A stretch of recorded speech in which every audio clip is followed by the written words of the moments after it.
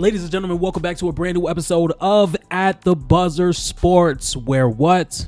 We talk all things basketball all the motherfucking time. And if you guys know me, you know I am a big Kobe fan. Kobe is my guy, my favorite player.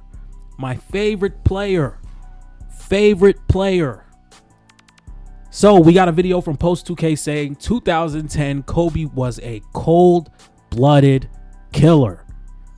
So you know I gotta react to it. You know I have to react to it. So what are we gonna do? We're gonna react to it. Like, come on, this is easy.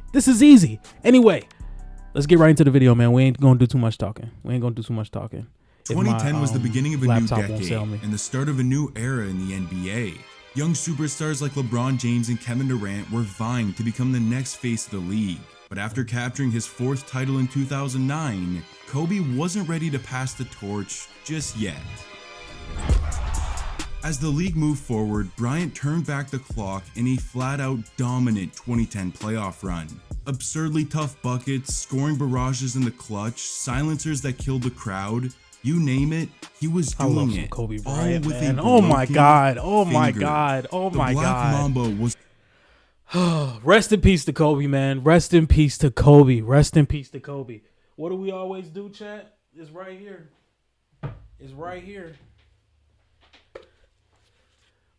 This is him, bro. Oh. This means something to me, man. It means something to me. This is the player that made me fall in love with the game of basketball. The player that made me fall in love with the game of basketball. You know? And the more I watch Kobe Bryant, because, you know, wasn't alive or old enough to comprehend what was going on back in 06, 07, 08, 03, 02, 01, you know, man, what a player. And this video is almost a half hour long, so I'm not going to sit here and glaze Kobe for an hour, but if I have to, I will. Little did we know at the time that this would be the last of Kobe in the spotlight, on the big stage. The new era was upon us, and he made sure to give us one last gamer.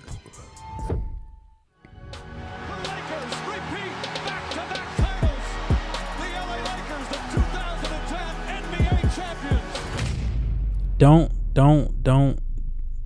give me copyrighted Post 2. It's 2004. The Kobe Shaq Lakers are back in the NBA Finals, looking to win their fourth title in 5 years. At least he's starting off early. In a shocking upset, the Detroit Pistons crushed LA in 5, with much of the blame being thrown onto a 25-year-old Kobe Bryant. On the series, he averaged 22 a game on putrid efficiency. Yeah, Tayshaun did give him some work though. I ain't gonna lie. That same offseason, Coach Phil Jackson quit due to his relationship with Bryant, and just 1 month later, with the tension between Kobe and Shaq reaching a boiling point, LA controversially decided to ship Shaq off to Miami and keep Kobe as a Laker. The dynasty was over. In 2005, he'd missed the playoffs for the first time in his career. Realizing he had to carry a franchise, Kobe went into the 06 season with one thing in mind: score. 35 points a game, chat. 35.1 points per game. 35 points per game. 35 points per game. Mars, stop texting my phone, bro. I'm recording. Anyway,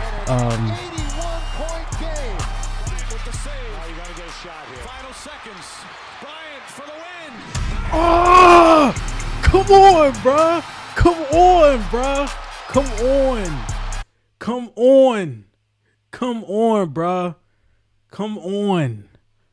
Come on. Like, you see, for those who are subscribed to the channel, you guys know that this is my intro. This is like, this clip right here is my intro for my channel. How could you hate Kobe? How could you hate Kobe? How can you do it? 35 points per game, 62 and 3/4, 81 on Toronto, and a legendary buzzer beater that gave the Lakers a 3-1 series lead against Phoenix. A series that they lost. The Lakers choked, and it only fed into the narrative that Kobe was just a scorer and couldn't win without Shaq, who went on to capture his 4th title in Miami that same season. Kobe hit rock bottom, so he switched things up. In 07, 8 turned into 24, but on the court, nothing changed. He suffered another playoff loss to the Suns and publicly demanded a trade during the offseason.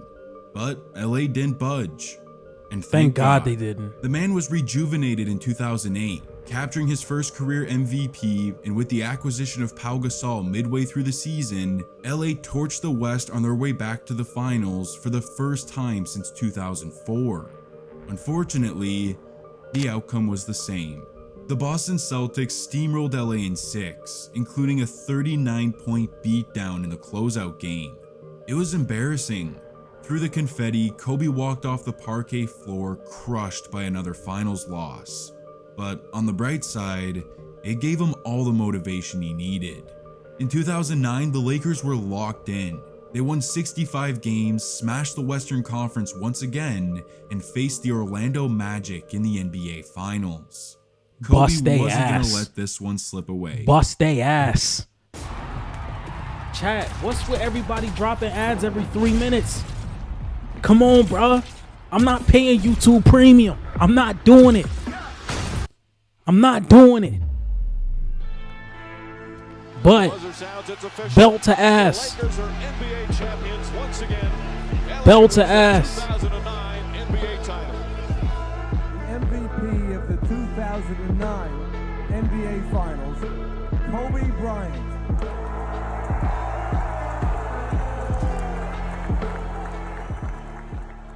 Yes, he can win without Shaq.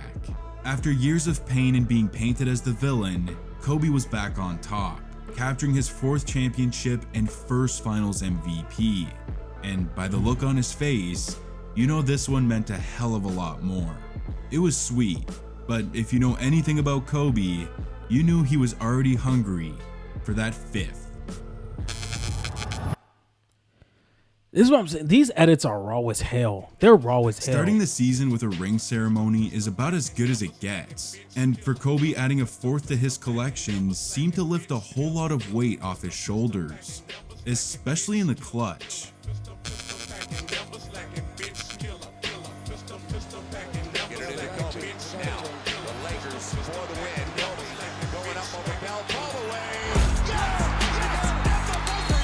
A dog, a dog, a dog. Come on. Come on.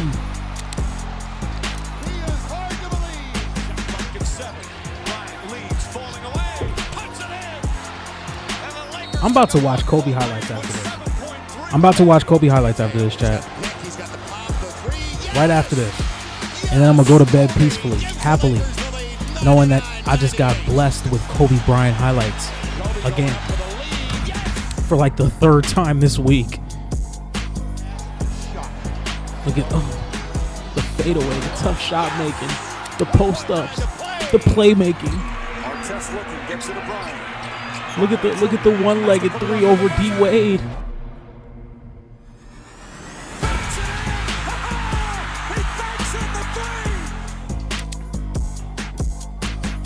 And that makes it 7. In this season alone, Kobe hit 7 game winners. The man's always been clutch, but this... Chat, real quick in the comment section before you move on from this video, or before we move on with the video, how many Clutch Player of the Year awards would Kobe Bryant have if it was a thing while he was playing? As a matter of fact, I'm about to post that on Twitter. All right, now that's on Twitter, let's get back to it. Otherworldly. And you want to know what makes this even crazier? He hit most of these game winners with a broken finger. In a game against Minnesota on December 11th, 2009, Kobe suffered a fracture on the index finger of his shooting hand, an injury that is projected to take about 6 weeks to heal. What did Kobe do? Well, for the remainder of the season, he gave that finger a heavy tape job, changed the way he shot the ball, and didn't miss a single game because of it. I'll say it again, it's an injury that takes 6 weeks to heal, and he was on the court the very next night, nailing 6 of his 7 game winners that season with a broken finger. The Black Mamba was activated. Nothing was going to stop him on the hunt for back-to-back I championships. keep shaking my head because it's like, bro. The future of the NBA was waiting for Kobe and the Lakers in round 1, a hungry OKC Thunder squad featuring 3 future MVPs. And Kobe took this opportunity to let the young bloods know that this was still his time. Game 1 was a wire-to-wire win for LA as they drew first blood. Game 2, 87-79. Holy shit. Entering the second half down 2, the man unleashed a scoring avalanche for 25 in the half, with 15 of those in a clutch fourth quarter. Kobe continues to do what he's been doing all year, and LA goes up 2-0. Headed onto the road in OKC though, the Thunder clapped back with 2 lightning strikes to tie the series, headed back to Staples Center, where the Lakers responded with a 24-point win to put OKC on the brink. Game 6 was an all-out dogfight that saw LA hold a 6-point lead headed into halftime. These young Thunder were legit, so Kobe put in automatic. He drills a 3 to start the third quarter, nails his patented fadeaway, displays his soft touch around the rim, and laser beams a couple threes in a 16-point period to give him 30 on the game. But OKC just wouldn't give up. With 2 minutes to go, the Lakers find themselves down 3. Kobe makes his way to the left side of the floor and laces a heavily contested leaner over KD bro, the tough to shot, cut it to 1. one of the greatest tough shot makers the league has ever seen. One of the greatest tough shot makers the league has ever seen. Ever. Ever. Ever. Ever. Ever. Misses Gasol, knocks it in with 0.5 of a second remaining. Lakers by 1. God bless Pau Gasol. Off the Kobe miss, he gets the putback to survive a war against We love OKC. Pau too. Trust me. The hopes We of love back-to-back Pau. titles We love Pau are Gasol. alive and well. Round 2. Let's get it. Don't give me an ad. Don't give me For an the ad. third straight year, it was Utah versus Los Angeles in the postseason, and it looked like history was going to repeat itself. Even with the Jazz leading This is by 2 Darren with 3 Williams and minutes to Carlos go in Boozer, Game yeah. 1, the Lakers didn't AK-47, flinch. I believe, was on This this had team the as well. Mamba's name written all over it.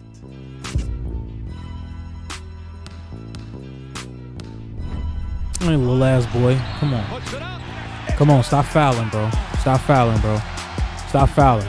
Stop fouling. Don't get your little ass bumped, hit on the floor, and get up and start fouling and shit, bro. Get up and play ball. Get up and play ball, bro. Stop fouling, bro. Stop fouling, gang. That's not what we doing. That's not what we doing out here. Stop fouling, bro. Stop fouling. Bryant to the basket, lays it up in. It's a bucket. Are you surprised? 9 points in the final 3 minutes to cap off a highly efficient 31-point night. 31 on 12 for Lakers 19. go up 1-0. In Game 2, Kobe gave the LA crowd an encore, stuffing the stat sheet with 30 points, 5 boards, 8 dimes, and 3 blocks to take a 2-0 series Another lead. thing I don't like is all the memes that used to happen back in the day that used to say Kobe was a ball hog. Kobe was not a ball hog. Kobe's actually a better passer than Jordan, in my opinion. But Kobe was a really good passer out of pick and roll. He also passed out of doubles really well.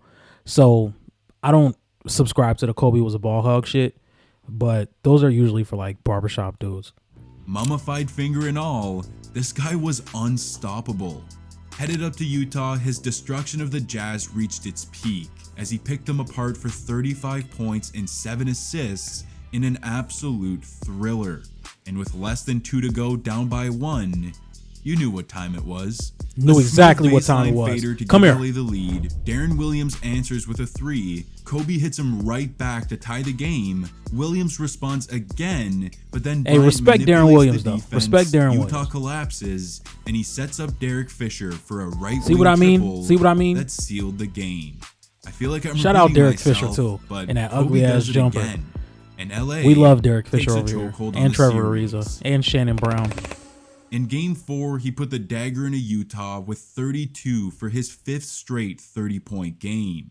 Kobe and the Lakers seem unbeatable as they're off to the Western Conference Finals. Didn't we play the Jazz? Not the Jazz, the Suns. The Suns. Yeah, we played Steve Nash and them. It was an old foe waiting for Kobe and the Lakers in the conference finals. And after heartbreaking losses to these Suns in 06 and 07, Kobe was foaming at the mouth for revenge. And in Game 1, I think Phoenix got the message. 9 seconds of the first. Bryant. This all for the easy one. And here is Bryant. The step back by Bryant. He is on fire. I needed a Kobe video today, chat.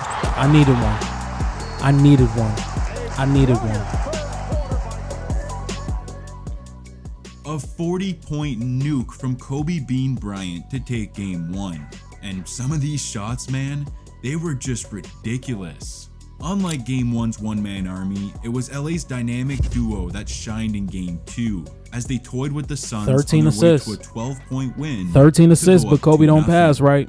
Everything 13 was going assists. to plan. And then 13 games 3 and assists. 4 happened.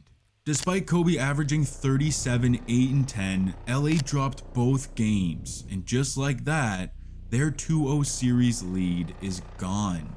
Kobe's Phoenix Demons were starting to creep in a bit. Games. That I have 3-1 a collapse in plug on 2006 was feeling all too familiar. That's all I'm gonna say. But in Game That's all I'm 5, gonna say Kobe here. proved he'd grown from that moment, and he rose to the occasion. The man picked the Suns apart with a 30-point, 11-rebound, and 4-block masterclass. And after Jason Richardson banked in a triple to tie the game with 3 seconds left, Kobe got a helping hand. Bryant and comes up short. Andrew Bynum. Oh wait, that's not Andrew Bynum. Oh my God, I'm racist. Hey, oh, no, I'm racist. That's on me. That's on me. That's on me. That wasn't Andrew Bynum.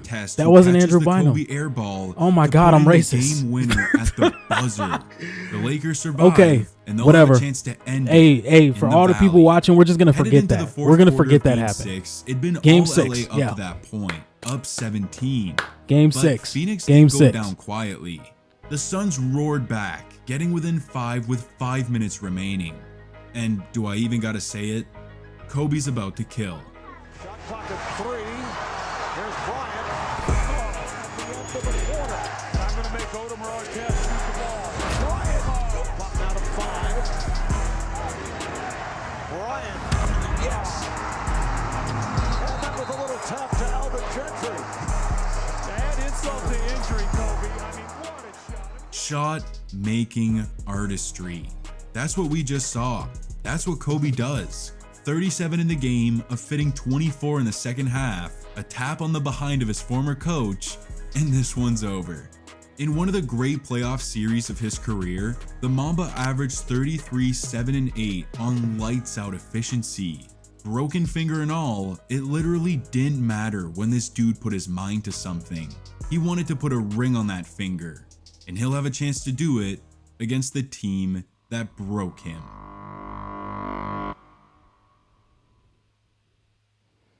In 2008, It was 2008. hold on, over Chad. again. Hold on. A rivalry that has In 2008, Boston did a really good job at guarding Kobe, just cutting off every single driving lane, every single chance he had to do post spins and all of that, and he just wasn't making the proper read consistently. So I think that's when Kobe really started becoming a better passer, because he wasn't as consistent as he was later in his career than you saw in earlier years, because or if I'm saying he wasn't as consistent earlier in his career than he was at this point. But Boston did a really good job. Tony Allen, Kevin Garnett protecting the rim off help, Glenn Davis cutting off driving lanes, just usually guarding him as a unit. You're not going to be able to slow Kobe down one-on-one, but the way they guarded him was really effective, in my opinion. etched into the fabric of NBA history. I'll give was props to the renewed on Celtics there. I'll give props to the Celtics. And I'm not one of those guys that like hates a team just because my team's a rival with them, especially basketball. Football, yes. Football, I'm a Steelers fan, so I'll never like the Ravens, Bengals, or Browns. I'll never like them. But as for basketball, I don't necessarily care about rivalries that much as long as you're playing good basketball. But that doesn't really matter. Anyway, back to the video. And for Kobe, it was a golden opportunity to capture back-to-back titles against the same Boston team that crushed him 2 years ago. In Game 1, the man was possessed, especially in the third quarter. He erupted for 14 in the frame, including a filthy swat on Tony Allen into a fast break lob at the other end. The Mamba was sending a message. Not even Chris Rock cracking jokes right in his ear could distract him. Come on, man. Come on, Chris. Come on, Chris. Come on, Chris. You can't be doing that, bruh. You can't be doing that. We locked in. You can't be talking to me. You can't be talking to me. Like, don't fucking speak to me. You know? Don't speak to me. Don't speak to him. Don't speak to him. Time this postseason, don't speak to him. While tagging on 7 boards and 6 dimes to take Game 1. Game 2, however, was a nail-biter. It was a tie game headed into the fourth quarter, and that's where LA got dominated. The Celtics caught fire, and this series is tied headed to Boston. Headed into Game 3 in enemy territory, Kobe had one mission: silence the ruckus Celtic crowd. And late in the second quarter, he made 2 plays that did just that. Off his own miss, he pokes the ball out of Garnett's hands, chases it down, and in one motion jumps out of bounds while throwing it to Andrew Bynum under the hoop for the and one, as Kobe unleashes a roar. The next possession, he shows off his silky touch with a lefty floater over KG lefty to put floater? LA up 12. Oh my God. You could hear a with pin the drop left. in the TD with garden. The left. Kobe accomplished his mission, they never looked back, and LA takes a 2-1 series lead. With a chance to go up 3-1 in Game 4, Kobe was a straight killer. I mean, look at his face. He went for another 30-piece, but they came up short, and this series is tied. Entering Game 5, Bryant seemed to have a lack of don't y'all energy. miss when the NBA Finals used to have the big Larry O'Brien under the logo on the floor? And then don't you miss the game format where it was home court advantage Game 1 and 2, lower seed Game 3, 4, and 5, and then home team Game 6 and 7? Don't y'all miss that? Or is it just me? Is it just me? Or do you think they should go back to that? Like, why'd they take that away? Like, I know a lot of people are like, they go online and they be like, oh, I missed this. No, you don't. You just miss what was going on in your life when this was happening. Like, I think going on a random tangent, I think Fortnite showed us that. OG Fortnite, like, because I didn't realize this, but when OG Fortnite came out, I'm like, bro, I'm so hype. I'm finna play OG Fortnite. I'm finna call the guys. Shit was boring as hell. You don't miss the actual product. You miss what was going around, what was around it when the product was out. Like, if you guys get what I'm saying, I'm not gonna waste. I'm not gonna waste our time with it. Of the first but half. Anyway, 10 points I do miss that though. I do miss that LA home court down shit. 6. To have any chance in this game and avoid going down 3-2, they desperately needed Kobe. This just wasn't good enough. I'm finna watch that. I'm finna watch this series right now. Bryant from way downtown. Bang! Kobe Bryant again! The NBA's three-point shootout All-Star weekend. It's a big one there. Kobe Bryant. Perkins, good help defense there. Bryant again. Bryant, one dribble. Again from three-point range. Alley-oop to Bryant. Oh, what a play from Bryant!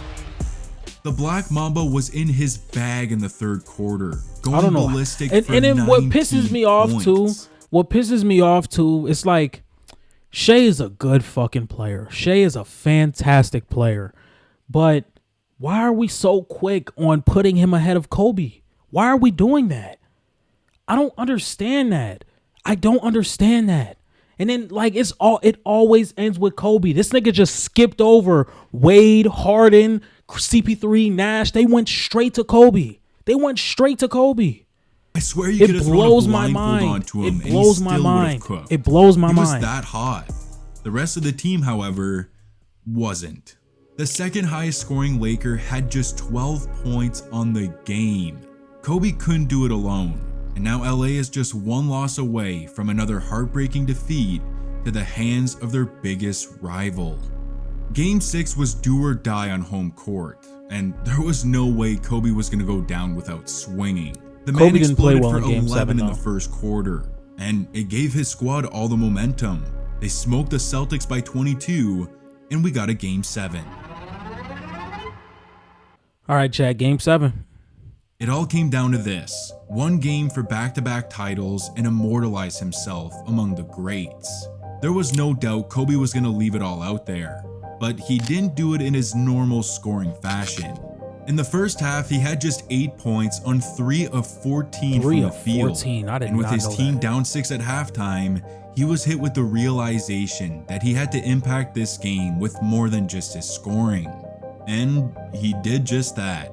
In the third, he pulled down 4 rebounds to give him 11 on the game, and in the fourth quarter, it ignited his scoring.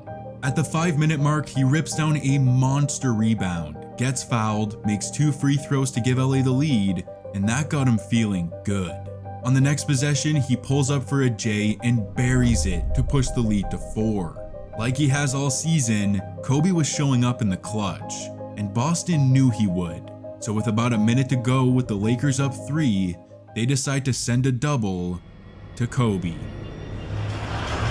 Bryant looking. Artest. Ron That's a Artest, I three. remember that shot. I remember that shot, bro. Lakers by 6 with a minute to play. Ron Artest Come bangs on. a colossal Come 3 on. to push the lead to 6. And then mayhem followed. Ray Allen answers with a corner triple, Kobe gets fouled and makes 2 free throws. Rajon Rondo answers with another corner 3, and then Sasha Vujacic is sent to the line for 2 free throws to get the lead to 4. And as I he think knocks Phil them Jackson down, subbed him in Kobe just for that, realizes too. He's just moments away from his 5th title. In what would be his last finals appearance, Kobe didn't wow us with his scoring or offensive abilities. Instead, he showcased his will to win, his ability to dig deep and do whatever it takes to succeed. That's what 2010 was about. Broken finger and all, it didn't matter. That was the Black Mamba. Ladies and gentlemen, if you guys like this type of content, please be sure to like, comment, and subscribe. And I will see you guys tomorrow. Peace.